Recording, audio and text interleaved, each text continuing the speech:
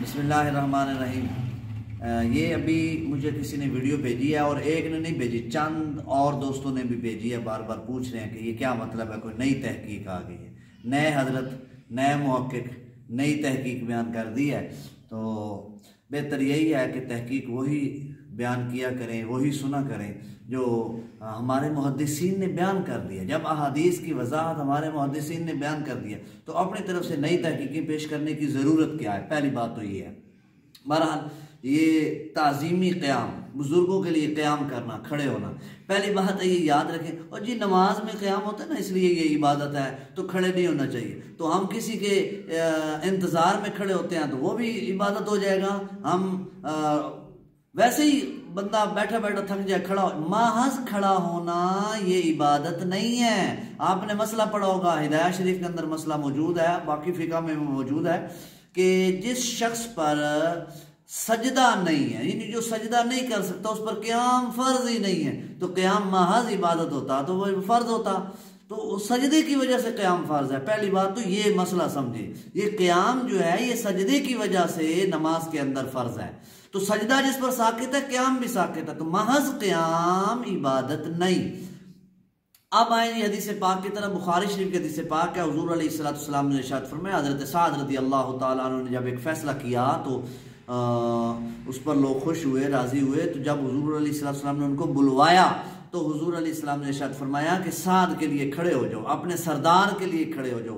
एक रिवायत में एक लफ्ज़ है, या फरमाया कि बेहतर शख्स के लिए खड़े हो जाओ। इससे पता चला कि बेहतर शख्स उस्ताद, वालिदैन या कोई मोहसिन नेक आदमी बुजुर्ग, उसके लिए खड़े होना ताज़ीमन ये रसूलुल्लाह सल्लल्लाहु अलैहि वसल्लम ने फरमाया है।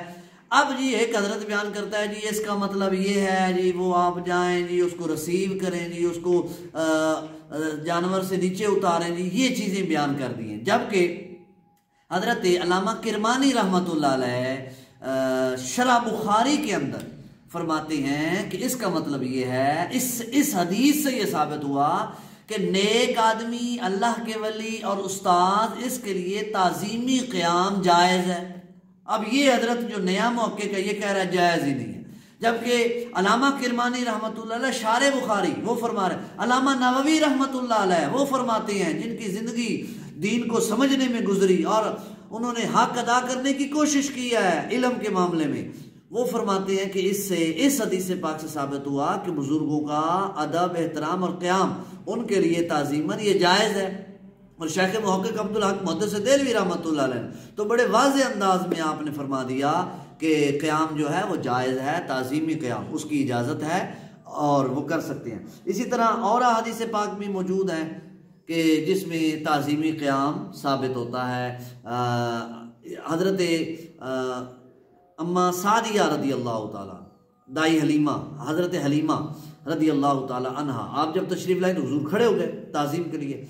मजमू ज़वाइद के हदीस से पाक के हज़रत अनस रदी अल्लाह ताला रावी हैं कि हुजूर अलैहिस्सलाम जब तशरीफ़ लाते, खड़े होते, घर जाते तो हम खड़े रहते हुजूर की ताज़ीम के लिए। लेकिन ये भी याद रखें बाकी रिवायात में मुमानत भी है। तो शेख मुहक्किक ने फरमाया कि मुमानत कहाँ है? मोहब्बत क़याम मुमानत है कि मेरे दिल में ये ख्वाहिश हो कि लोग मेरे लिए खड़े रहें, ये मुमानत है, मेरे लिए लोग खड़े हुआ करें, मैं इस काबिल हूं कि लोग मेरी ताज़ीम के लिए खड़े हों, ये मकरूह है।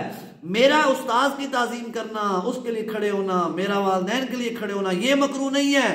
नंबर 2, जो शख्स ये चाहता है कि मैं बैठा रहूं और बस लोग मेरे लिए खड़े ही रहे, वो पसंद, उसके लिए खड़ा होना, खड़े रहना, वहां पर खड़े रहना, ये मकरूह है। और मोहब्बत ताज़ीम दिल में हो और उसके लिए क़याम करना ये मकरूह है। इसलिए इस मसले को भी समझना चाहिए सही मानों में, ताकि हमारे अंदर अदब ना ख़त्म हो जाए। अल्लाह ताला हमें सही कुरान और हदीस को समझने की तौफ़ीक़ अता फरमाए।